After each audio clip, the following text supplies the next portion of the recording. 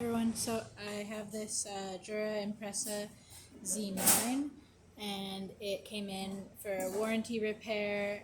Turns out it had a leak that was coming from this hose, so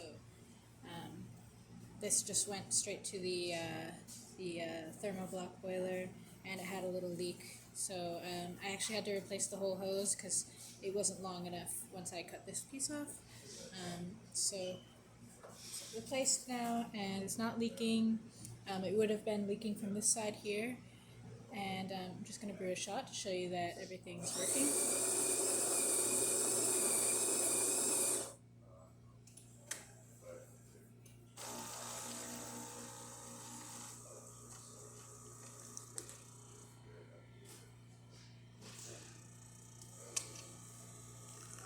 Alright.